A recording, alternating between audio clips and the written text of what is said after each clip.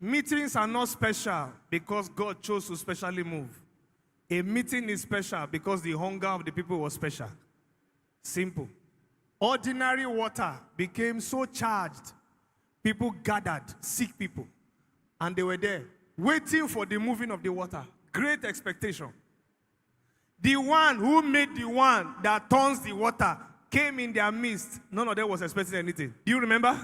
The man at the pool of Bethesda was encountered by the one who made the angels that came to stir the water so that you can be healed. And Jesus came to him and said, will you like to be healed? And he was answering the question they didn't ask him. There was no expectation. God had mercy on him and then took him out of that situation that day. But to show you that that's not the trend, that God will be meeting everybody at the point of expectation they did not have. Did you notice that it was only that man that was healed that day? As Jesus finished, he left. And guess what? Nobody was chasing him. Even as the man has stood up that they have watched for 38 years. And he got up, carried his mat, left. Nobody ran after Jesus because once there's no expectation, there's no result. The same thing happened to the same Jesus. I'm using Jesus because he is the most anointed man that has walked this earth. But he could do no mighty works in his hometown, save but to heal a few sick folks. It means it doesn't matter how much power is available in this hall. It will manifest according to the hunger present in the hall. Is someone understanding what I'm saying? So declare in advance, I am hungry for results. I am ready for the power of God.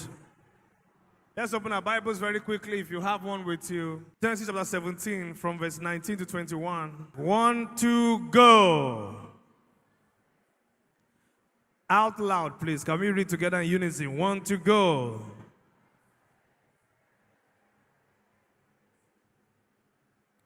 And you shall call his name Isaac, and I will establish my covenant with him for an everlasting covenant, and with his seed after him. God promised and said that you shall have a son, you shall call his name Isaac, and I will establish my covenant with him. What that means, in other words, is the way I have established covenant with you is the way I will also establish a covenant with him, such that I will not be my father's God. He won't call me my father's God. God of my father, appear. Are you following what I'm saying? I will be his God too. And that's why you see it quoted many times through Israel's history. The God of who? Abraham. Of who? Isaac. And of who? Jacob. Because they all found God individually. So God was saying that I will establish a covenant with him. It means he will understand covenant. There are things he will know. Verse 20, together. 1, 2, go. I have heard thee. Behold, I have blessed him, and will make him fruitful, and will multiply him exceedingly.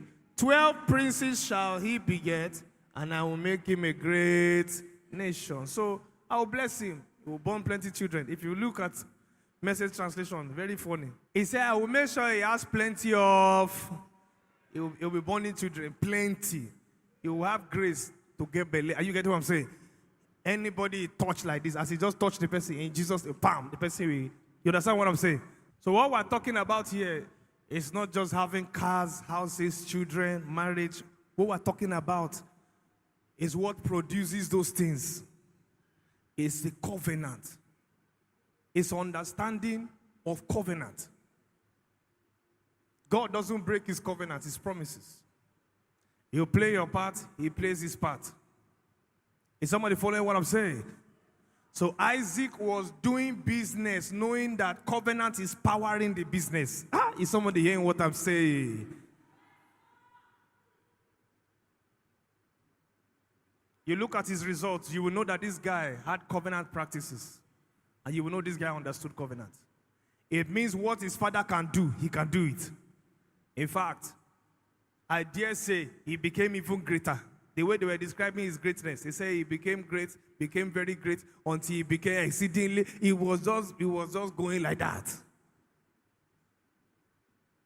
Not because his father handed over money to him. No!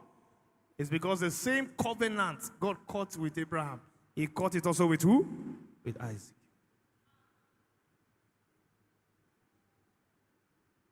Now it was time for the next generation to be born. And Jacob and Esau were born. That thing that made Abraham, Abraham. I don't know if I should stay on this matter, but I'm feeling like someone doesn't understand what I'm saying yet. So I'll give an example of my own life. I grew up, and after a while, I began to get hungry for God. I started to seek God. I started to see the power of God. I started to see results. I was about 18, 19, when I started casting out demons, healing the sick, and so on and so forth. And that happened for many years. My greatest strength ministerially was to get people hungry for God. And I'm talking like this. Within 5-10 minutes, people are crying. People are hungry. People are praying. So I noticed it was easy for me to wake up hunger, to stir up hunger. Number 2, to impart prayer fire. In fact, one funny example was one guy that reached me 2015. I think I was 7 at the time.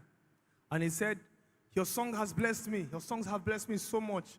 Thank you so much for what you do for the body of Christ." I said, "Which of them?" I was curious. He said, "Happy birthday to you."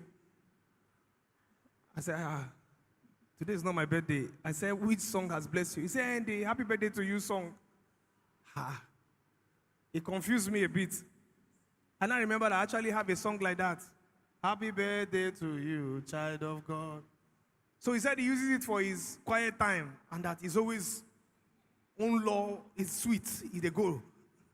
When he tried out that song, it was not working, but this one was really working. That's when I realized that even when you're not singing or prayer, is somebody hearing what I'm saying?